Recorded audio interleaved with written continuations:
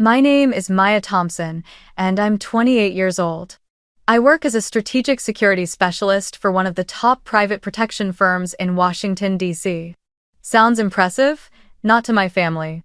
To them, especially my father, I'm just a glorified security guard in a fancy uniform. That's exactly what he said the day I returned home to Texas for my sister Chloe's over-the-top wedding. The golden child, the pride of the family. While she floated in on a cloud of admiration, I walked through the front doors and heard my father mutter to a guest, "Don't let her near the gift table. She's just security." That moment stung, but I didn't say a word. I just smiled, nodded, and took a seat at the table in the far corner because that's what I've always done. But by the end of that night, when armed criminals stormed the venue, when guests screamed, and lives were seconds from being destroyed suddenly, my job, and who I am, became the only thing that mattered. If you're watching this right now, tell me where you're from in the comments. Don't forget to hit that like button and subscribe for more powerful stories about family, rejection, and redemption. I once read somewhere that a child abandoned emotionally by their family learns to light up their own world with a tiny flashlight, something no one else can see, and no one will ever truly understand how vital that light is. I understand that deeply. Because from a very young age, I lived in the overwhelming shadow of my older sister Chloe. Chloe is 3 years older than me, the kind of daughter any family would proudly show off to the neighbors. She was a top student, always at the top of her class, won the state's Outstanding Student Award in 11th grade, joined the baking club, volunteered at a nursing home, played the violin, and even delivered the graduation speech on behalf of her school. Whenever relatives came over, Mom would pull out her old silver laptop and proudly play Chloe's award-winning science presentation, while Dad would beam and say she was going to be a real leader. A perfect success story. Ah. And me? I was the daughter who couldn't sit still for more than 10 minutes.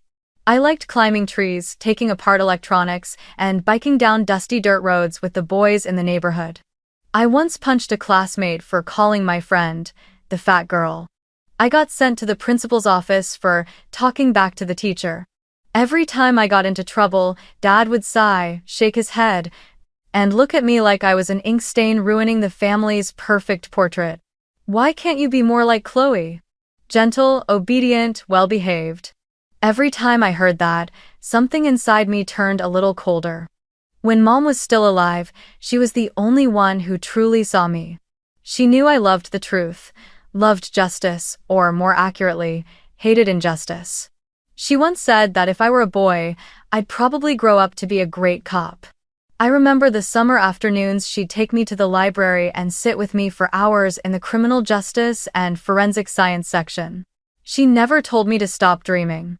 She only said, if you truly love something, chase it with everything you've got. But be kind, Maya. Don't let your anger be the cage that holds you forever. She was the only light that understood the glow inside me. But then Mom passed away when I was 14, taken by late-stage ovarian cancer. That was the first time I truly understood how brutal helplessness can be when the only person who ever held you in the dark was suddenly gone. After that, everything changed. So fast, I couldn't catch my breath.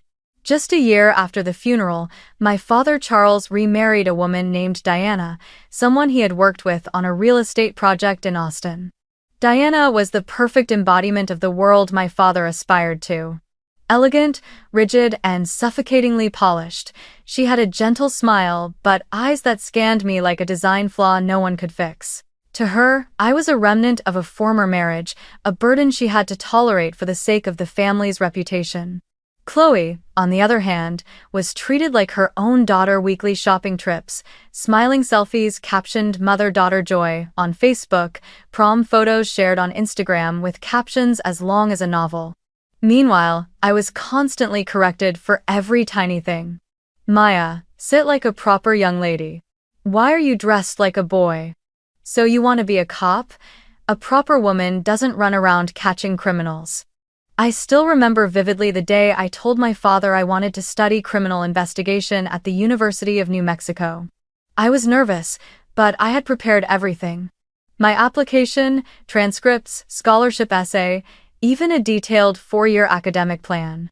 But the moment I finished speaking, he let out a dismissive chuckle and said something that cut colder than a blade. "That's not a job for a serious woman. You plan to spend your life with handcuffs and guns?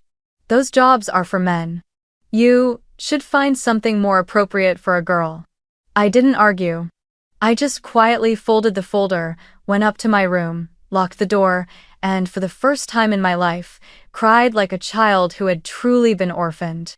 3 days later, I left home with an old backpack, a few changes of clothes, and an enlistment letter from the United States Army that I had applied for on my own, without anyone knowing. I joined the military at 19. 4 years in tactical security forces taught me things no classroom ever could. Discipline, rapid judgment under pressure, combat skills, and most importantly, self-respect. The ability to see my own worth, especially when no one else would. After completing my service, I used the GI Bill to study international security at George Mason University. I graduated with honors, earned a nomination for an elite internship program, and eventually joined Sentinel Global Security, a private security firm specializing in high-profile events, international conferences, VIP protection, and federal risk analysis. I built my life not to prove anything to anyone, but because I knew if I didn't do it for myself, no one else would. And yet today, as I sat in the glowing banquet hall of a wedding reception, listening to my own father casually say, "She's just a security guard," it felt as though the last 10 years had never happened. Every effort, every achievement, every hard-won milestone crushed under those 5 weightless words, like an invisible slap, cold to the bone. And painful to the deepest root of the self-worth I had sacrificed my youth to protect. I'm not even sure why I agreed to come back. Maybe part of it was duty. Maybe part of it was a fragile hope that after all these years after I had stepped into the world, stood on my own 2 feet, and earned something truly worthy, my father and the family that once turned their backs on me would finally see me differently. But just hours after setting foot back in Texas, that hope began to fade like light in a fog. And by the time the rehearsal dinner rolled around, it had almost completely disappeared. The party was held on the resort grounds 2 days before the official wedding. Everything was lavish to the point of excess, from the silk ribbons tied around each chair to the gold-trimmed champagne flutes and the massive white orchid wall set up purely for Instagram photos. I arrived on time, wearing a sleek gray high-neck jumpsuit, my hair tied low, my face bare except for a hint of tinted lip balm. I came alone. Of course I did. There was no one to invite. And even if there had been, I wouldn't have dared bring them into a world so steeped in judgment. No one but me could understand what it felt like to be cast aside before even stepping into the room. When I reached the reception desk to ask about my seat, a young woman in a staff uniform smiled politely and said, "Oh, you must be Maya Thompson. Your seat is at table 19, at the back of the hall." I glanced at the chart and saw my name, Thompson, Maya, clearly grouped with distant relatives from out of state. Not the family table, not the head table, not where close ones sat. I asked carefully, "My family, which table are they at?" She replied quickly, "Table 1, near the stage. But I believe it's already full." A gentle way of saying no. I nodded, swallowed the lump rising in my throat, and walked toward the back of the hall, trying not to let anyone see how tightly I was clenching my fists. I sat down and tried to appear unfazed. Around me were extended relatives I'd never met before. Some glanced at me, then turned to whisper among themselves. No one spoke to me first. I sat there, sipping water, watching everyone from a distance like I was watching a movie starring my own family, while I remained just a spectator. Chloe walked into the banquet hall in a sleek white dress with daring cuts, arm in arm with her fiancé, a tall man with slicked back hair and the confident walk of someone in advertising. The whole room applauded. I clapped too. But at my table, no one noticed whether I did or not. My father, in a navy suit, hair slicked and polished, didn't miss a single chance to show off his eldest daughter. I watched him pull groups of guests toward Chloe and introduce her with visible pride on his face. This is Chloe, my eldest daughter, assistant marketing director in LA. She was just promoted to lead the new project team at Pure Glow. Guests gasped, shook hands, offered congratulations. Then, as if to maintain some kind of polite balance, he glanced over to where I stood nearby and said to a group nibbling on canopies, "And that one? Maya. She's a security guard. Somewhere in DC, I think. Not like Chloe." How withered. I stood still, offering a faint smile, a smile colder than the air conditioning blowing against my shoulder. An older woman, probably one of my father's friends, turned to me and asked gently, "Where do you work as a guard, dear? At a shopping mall?" I shook my head. "I work in VIP protection and high-level event security coordination." She nodded slowly, though her eyes couldn't hide the surprise and a hint of disappointment. "Oh, sounds very specialized." Another guest, while scooping salad onto their plate, asked bluntly, "So are you planning to go back to school and change careers?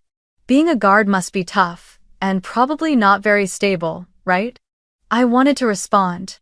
To say that I graduated college with honors, that I had been awarded a certificate of merit by the National Security Agency, that the work I do once saved dozens of lives during a bomb threat at a major conference in New York. But instead, I simply smiled and replied softly, "I'm always learning. In this field, you never stop." But no one was listening. Because by then, they had already turned away to chat about Chloe's 3-carat engagement ring or her custom $16,000 gown from Italy. I returned to my seat in silence, once again feeling like my presence was just a small error in this otherwise perfect picture, a detail no one would notice missing. And I began to understand that, to them, I would never truly belong. Not because I didn't try, but because they were never willing to see who I really was. The evening passed in a haze of artificial cheer glasses clinking, polite laughter floating through carefully scripted conversations, warm golden lights casting a glow over the ceiling like a stage set too perfectly. I stayed at table 19, quietly holding my glass of water, sipping slowly, reminding myself to stay composed. I had grown used to being left out like this, so used to it, in fact, that it hardly even hurt anymore. But while everyone else was busy comparing dowries, admiring wedding rings, or posing for photos, something else caught my attention, the only thing that made me sit up straight and focus on instinct. A sign of danger. As everyone's eyes were turned toward Chloe and her fiancé being invited to the stage to speak, I noticed a man in a server's uniform carrying a tray of pastries. His movements weren't like the other staff, not the crisp, practiced rhythm you'd expect at an event this upscale. His uniform wasn't quite right either. The shirt was too loose, the tie hung crooked, the collar wrinkled, and, most importantly, he wore no name tag. I frowned. High-end venues like this, especially resorts, have strict standards for staff, uniforms, and conduct. Every employee is checked before serving guests. No name tag usually means one of two things. Either he's brand new and hasn't received a badge yet, or he's not a real staff member. I started watching more closely. And then I spotted 2 more men in similar uniforms but with subtle differences, mismatched tie colors, buttons that didn't match the standard design. None of them wore name tags. And most importantly, the way they moved, they weren't serving tables in assigned sections. Instead, they walked in zigzagging patterns, looping around, and weren't carrying food or drinks like the rest of the staff. They drifted past the tables, scanning the room. Their eyes weren't on the guests, they were on things like handbags, the wedding gift table, the exits. I couldn't take my eyes off that group of men. In my mind, everything I had ever studied, trained for, and been drilled on throughout years of on-site security work was running on a loop. Identify abnormal behavior. Assess alertness levels. Compare target movement against standard behavioral patterns. I breathed slowly, trying to stay calm just as I had during high-level federal events. And then I saw something that made my skin crawl. One of them, the tall man in a black shirt, moved toward the side door of the banquet hall, pretended to check a dessert tray, then tilted his head slightly and whispered into an earpiece. A small black earpiece, barely noticeable unless you were standing close or knew exactly what to look for. But I recognized it immediately. It was a covert communication device. And that alone told me these weren't regular waitstaff. I pretended to head toward the restroom near the stage, but really, I was repositioning to get closer to the side entrance where the three men had just been. I tucked myself behind a large pillar wrapped in decorative string lights, about 6 meters away. Just then, I spotted one of them, the man wearing thin black gloves, standing beside the guy with the earpiece, speaking quietly. His voice was low, but not low enough to escape my ears. After the first dance. Gift table, split up, no one notices. My heart clenched.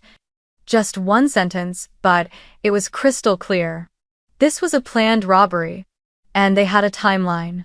They were waiting for the perfect moment when everyone's attention would be on the couple's first dance, when the lights would dim, when the music would drown out every other sound to split up, move fast, and hit the wedding gift table, which held dozens of envelopes, expensive jewelry, and even a small safe. I stepped back slightly, my back pressing against the wall. Years of experience in high-risk environments told me this was more serious than I'd thought. These weren't amateurs. They didn't speak loudly, they didn't flash weapons. They didn't look threatening. They were executing exactly the kind of soft assault model I'd seen deployed at major conferences, blending in with catering staff, moving in erratic patterns, avoiding the eyes of organizers, and launching a coordinated strike during the most vulnerable moment. I clenched my fists, my chest tightening like I'd just been doused in ice water. I scanned the room. My father was laughing with a group of business acquaintances. Chloe was taking selfies with her bridesmaids, all dressed in pale pink. No one had any idea what was about to happen. No one sensed the threat already inside this room. And once again, I realized no matter how many times people belittled me, no matter how often they reduced me to just a security guard, I was still the only one who could see what no one else could. And this time, I couldn't and wouldn't stay silent. I pulled my phone from my pocket, trying to steady my hands as I moved quickly toward the quiet hallway behind the banquet area. My heart was pounding like a military drumbeat. I dialed 911 and spoke clearly and firmly. My name is Maya Thompson, Strategic Security Specialist with Sentinel Global Security. I'm currently at Hillstone Resort, the venue for the Thompson-Harper wedding. There are clear indicators of an organized robbery being planned. I suspect at least 3 to 5 individuals have infiltrated the service staff. They're using earpieces and appear to be coordinating an approach to the gift table following the first dance. I said it all in one breath, my voice low but precise, every word slicing through the air like a blade. The dispatcher's tone immediately shifted into tactical mode. Copy that. Closest response unit is approximately 15 to 20 minutes out. Can you maintain communication and ensure the scene stays calm until officers arrive? I gripped the phone tightly, nodding even though they couldn't see me. I'll do my best. Please hurry. Then I ended the call and took a long, steadying breath like the first step into a live mission. Only this time, the people I needed to protect were the very ones who had once turned their backs on me. I returned immediately to the main hall and scanned for the resort's in-house security team, 2 men in black suits with radios, standing near the reception area, casually chatting with a beverage server. I approached directly, no hesitation, no small talk.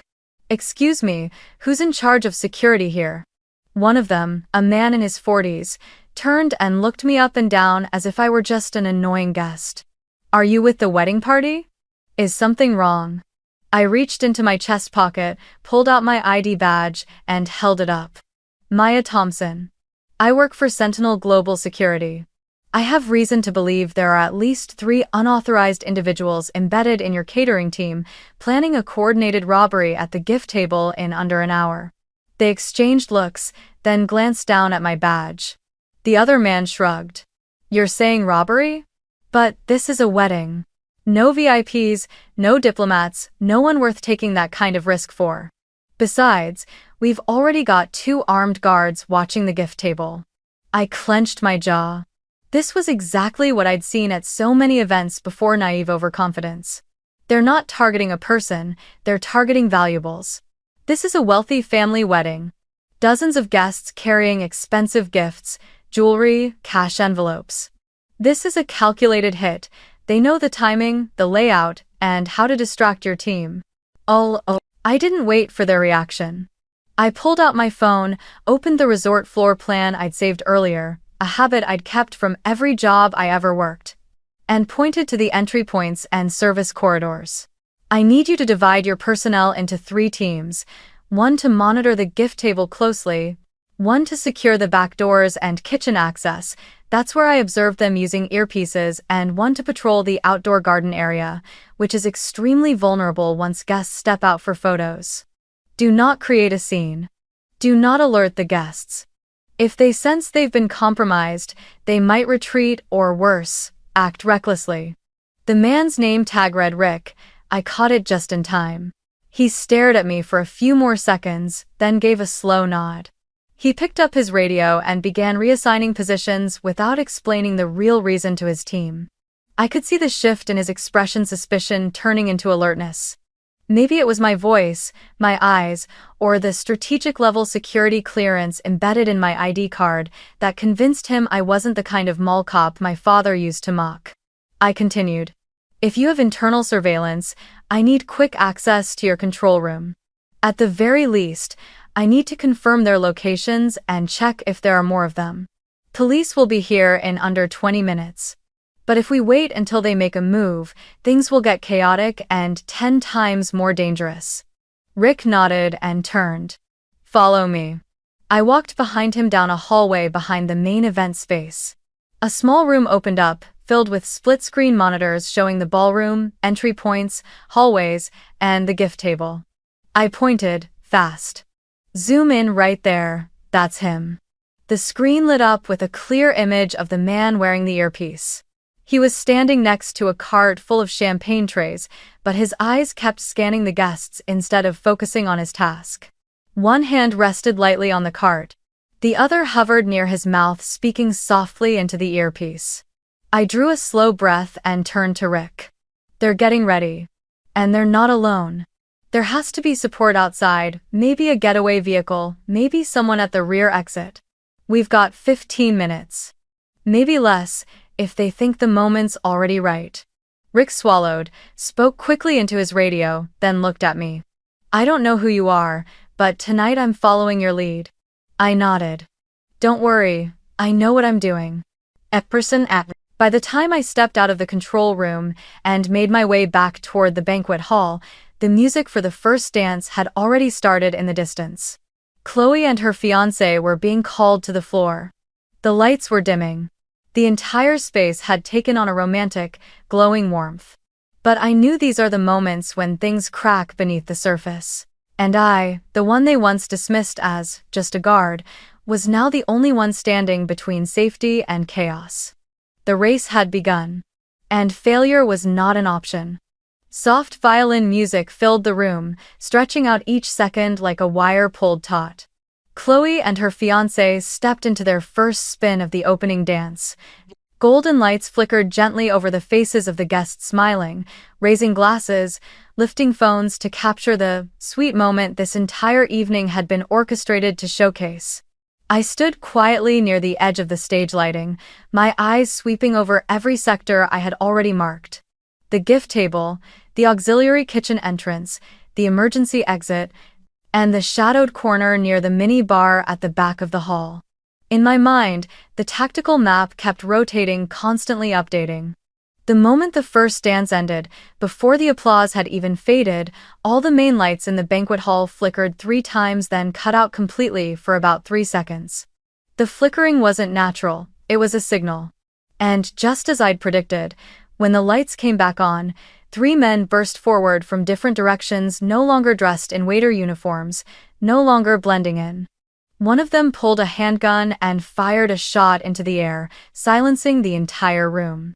"Everyone get down," he shouted, his voice hoarse and commanding. "Hand over your phones and jewelry.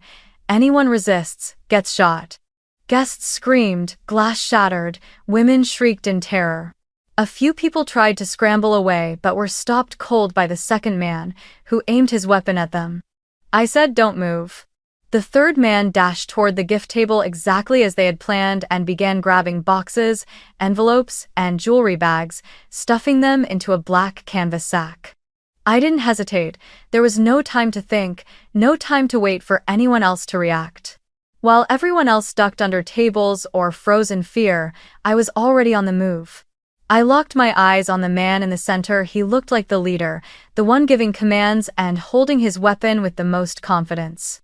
I moved in from the side, using the cover of a large banquet table to get closer without being seen. I was within 3 meters of him when I shouted, "Drop your weapon," and kicked the table hard, sending glasses and plates flying, jolting him into turning around. I used that moment to strike. From the right, I swept low, classic takedown technique. He lost his balance, staggered slightly. That was all I needed.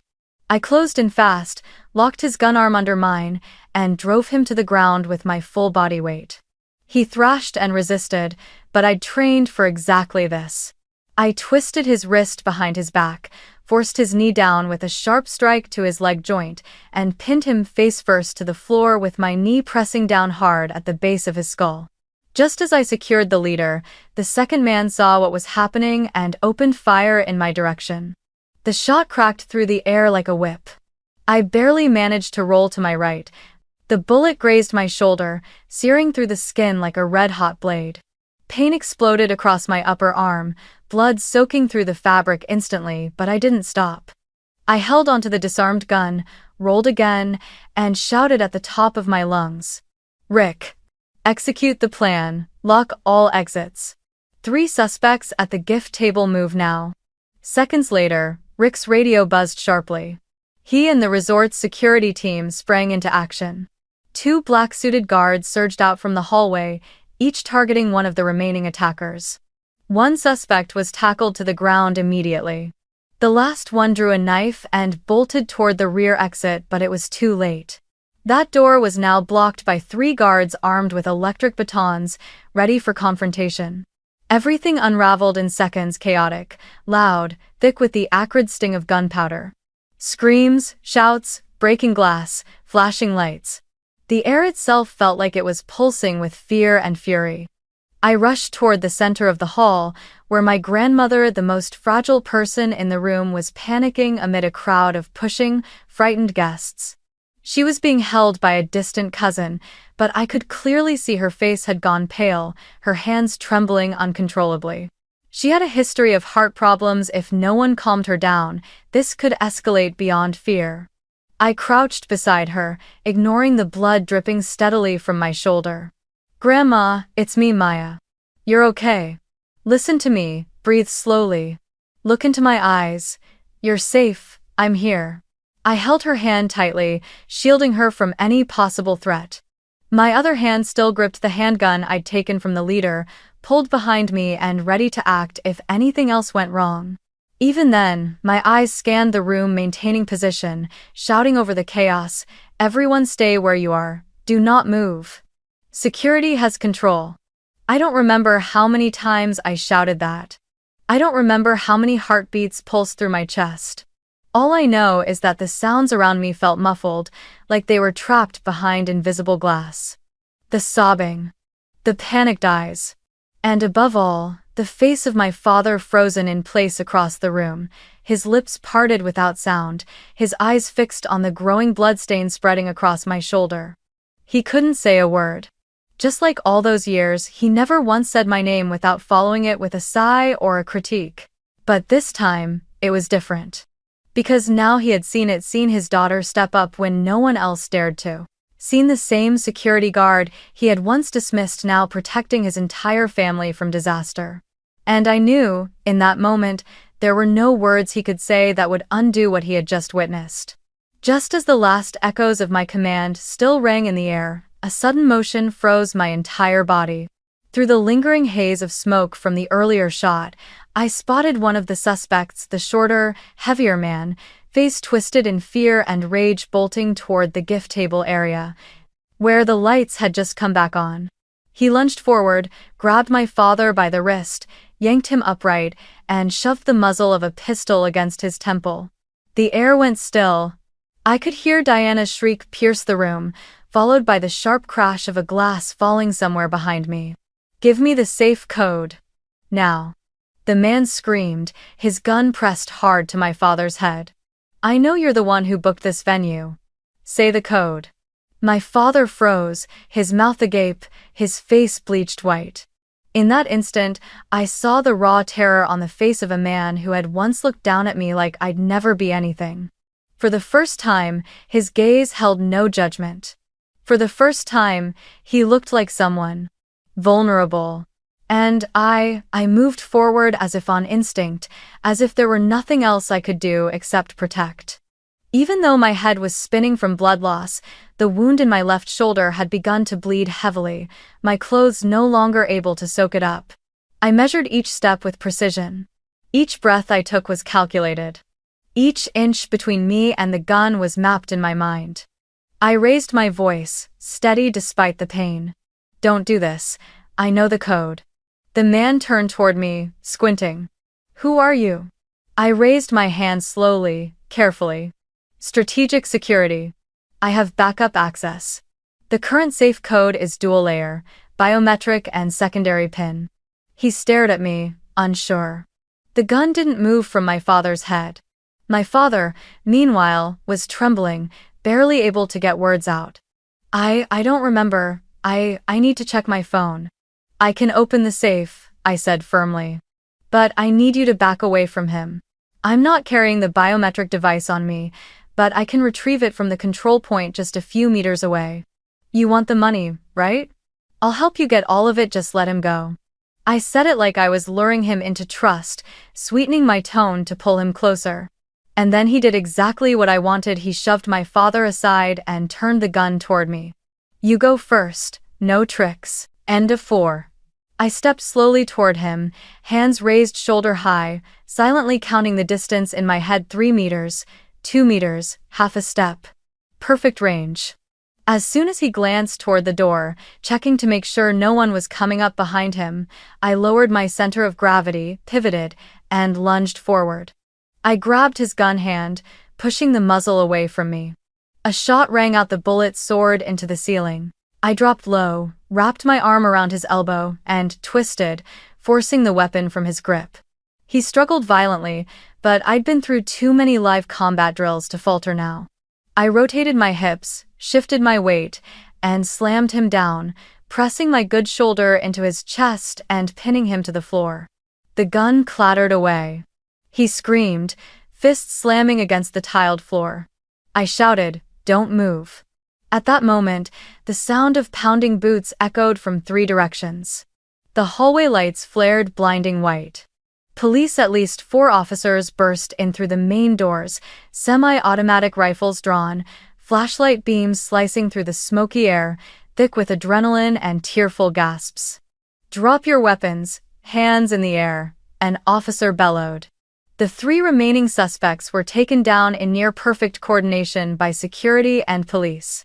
I spotted Rick restraining one of them, his shirt soaked in sweat but his eyes burning with purpose. The man beneath me tried one last time to squirm free, but it only made me press harder, just before a police officer rushed in and cuffed him within seconds. I released my grip and backed away, my entire body crashing into exhaustion like I'd hit a steel wall. My vision blurred. The wound on my shoulder burned, searing like hot coal pressed into my skin. I staggered upright, one hand pressed against the drenched fabric over my shoulder. Then from somewhere in the chaos came the sound of clapping. Hesitant, faint, then dozens more. Then hundreds.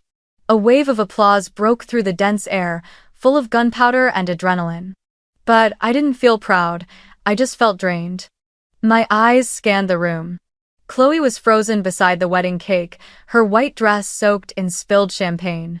My stepmother, Diana, was clutching my grandmother tightly, crying openly.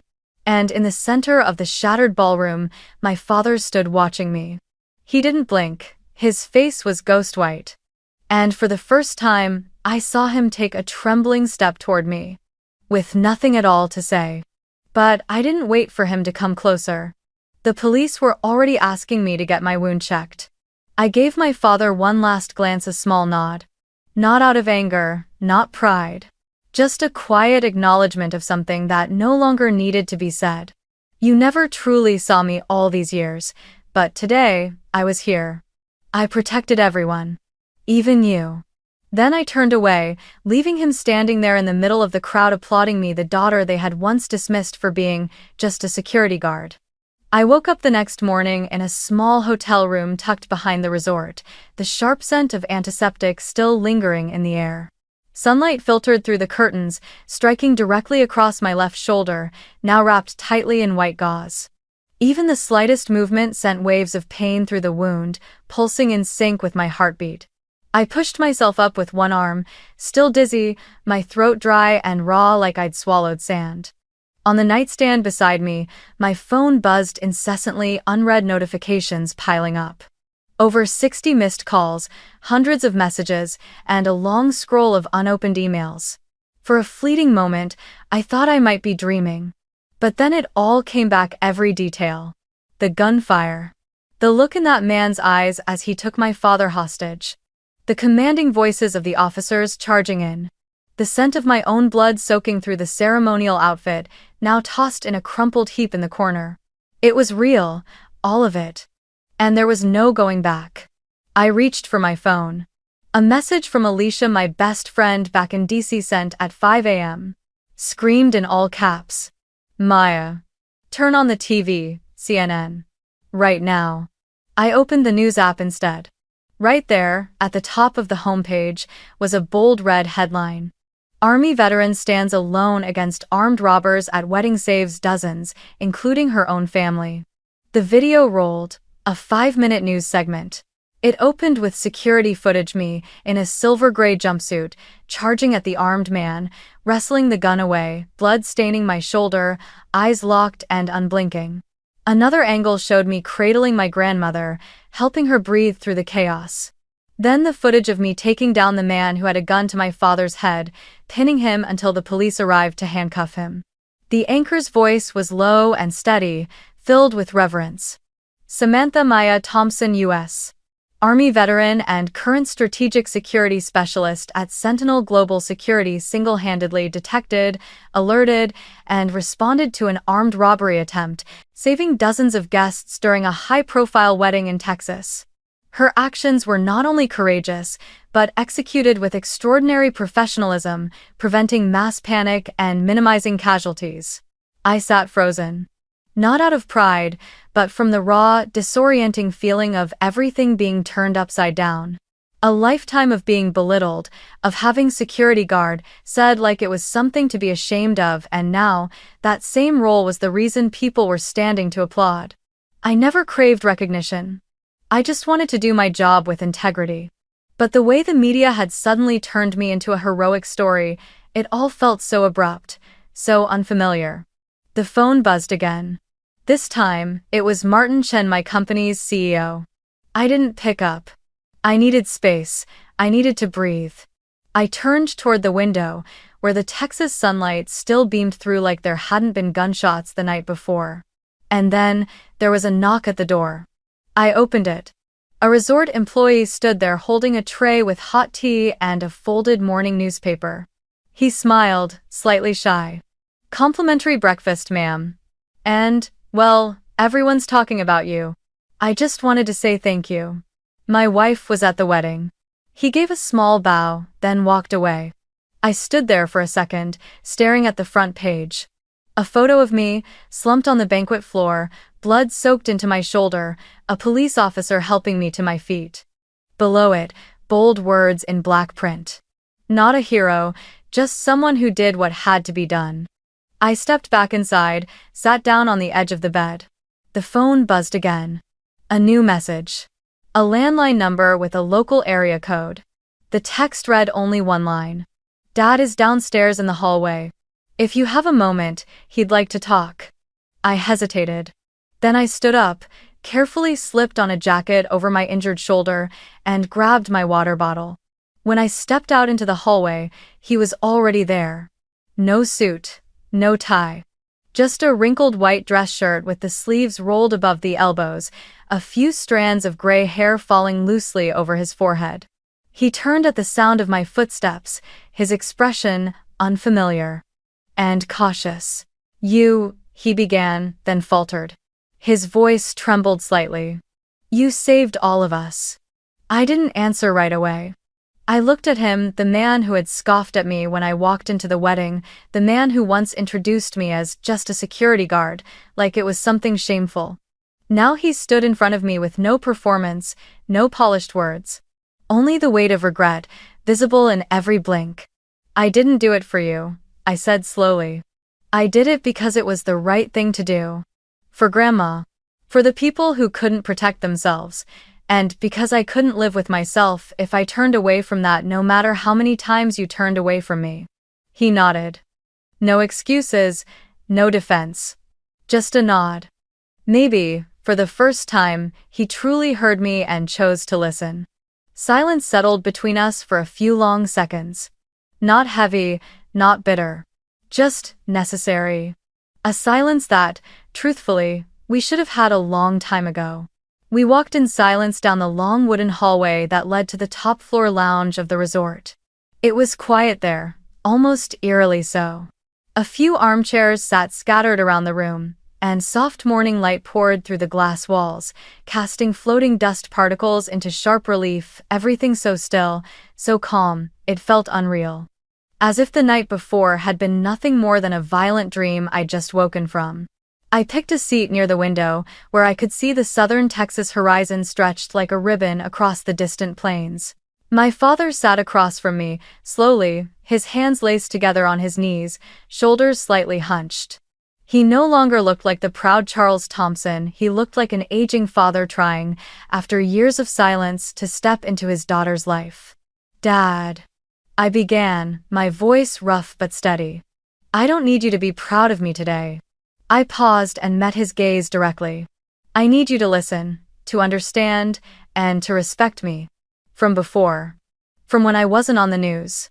From when I was just the girl in a uniform working behind the scenes at conferences. From when I chose a path you never even wanted to look at." He didn't speak. His eyes didn't leave mine, but this time, something in them had shifted. There was no more defensiveness, no more prideful distance, only exhaustion. And regret. "I know," he said quietly. "I spent my whole life believing there was only one way to be called successful. The kind that wears suits, sits in boardrooms, owns real estate and reputation. I believed in that path so deeply that I convinced myself if my children didn't follow it, they were doing it wrong."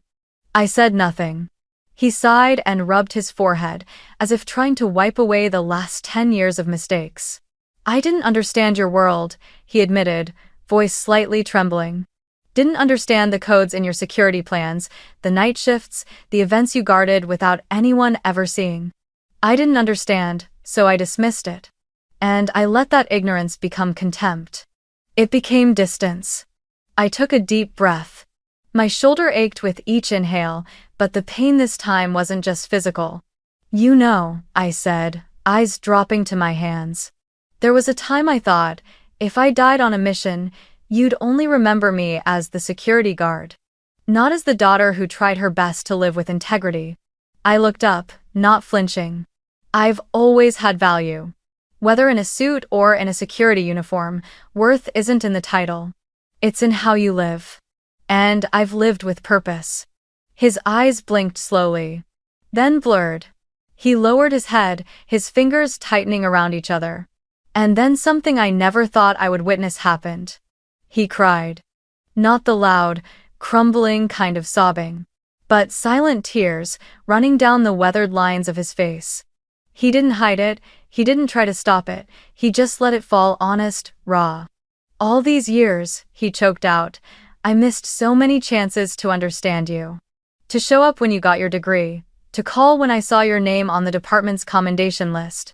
To simply say, 'I'm proud of you.'" He wiped at his tears, trying to steady his breath. "I was too busy drawing up my idea of what success was supposed to look like. Too busy chasing that perfect image to ever stop and ask you, 'What do you want?'" I didn't speak. My throat was tight, not from pain, but from a quiet warmth just beginning to stir in a place that had been frozen over for years. That strange sensation when an old part of you, one that had been hurt, angry, and silent, starts to soften. He reached for my hand, still trembling. I don't expect you to forgive me right away. But I want to change. If you'll let me. I want to start over. Not as the father who teaches, but as the father who learns how to see you. Just as you are. He gave a faint smile, tinged with sadness and hope. A strong woman. Not because you were on the news, but because you chose to live with integrity, even when no one was watching. I squeezed his hand gently. I didn't say, I forgive you, and I didn't say, I'm still hurt. I just held on like a daughter saying, I'm willing to open the door, it won't be easy. But it's possible. Sunlight streamed through the glass panels, casting a warm golden glow across the lounge floor like a soft woven rug. That conversation didn't erase the years of coldness. It didn't undo the times I was dismissed. But it was a beginning, an important one. A moment where dignity was recognized, and love was finally given space to take root. And I knew this, not the media coverage, not the applause. This moment of truth was the real reward for everything I had endured. A year after that day, my life didn't transform into a fairy tale. There were no hundreds of apologies, no magic that made everything perfect. But it changed in a real way, quietly, deeply, and bit by bit, like underground water slowly finding its way back to the surface. After years of standing in the shadows, protecting other people's spotlights, I was entrusted with a new role. The leadership at Sentinel Global Security promoted me to head of tactical event security training, a position previously reserved for former FBI agents or high-ranking military officers. I wasn't the one with the most elite credentials or powerful connections. But I was chosen for the very qualities I was once mocked for. Calm in the face of chaos, clarity in silence, and the ability to act when no one else would. The first time I stepped onto a major stage to speak at a national security conference, the room held over 300 delegates, representatives from companies, government agencies, and media outlets. I wore a well-fitted suit, nothing fancy, no jewelry, just the old military watch I always kept as a reminder of where I started. And when I looked down at the front row, I saw him. My father. Sitting among the guests. No camera in hand, no one by his side to show off his daughter. He just sat there, back straight, silent, and when I finished my presentation, he was the first to clap. Not loudly, not theatrically, but sincerely. From a man who once didn't believe I could ever do anything meaningful with my life. And in that moment, I knew it was the first time he wasn't just looking at me. He was seeing me. A year later, I was invited to speak at a quiet ceremony honoring individuals who had performed acts of bravery in Texas. It wasn't broadcast on television. There were no evening gowns, no red carpets. Just a room full of people who, in a critical moment, chose to act for others rather than seek safety for themselves. And when I stepped up to the podium, I didn't read a prepared speech. I spoke from what I had lived. I used to think success was being recognized, having someone stand up and say you were worthy. But in truth, success isn't about being acknowledged by others. Success is having the courage to live by your own values even when no one else understands them. It's continuing to move forward even after you've been dismissed, underestimated, or placed at the outer edges of someone else's life. And sometimes, to keep going, you have to be the first person to see the light within yourself. The hall went quiet for a long moment before the applause broke out, but this time, I didn't need the applause to know I was on the right path. I had known it for a while, since the moment I stepped out from the shadows of doubt and stood in the light of my own integrity. Don't let others define your worth by titles, name tags, or appearances. You don't need recognition to have value. You can be silent and still shine. Walk the path you believe in even if others mock it, because that is what truly makes you who you are.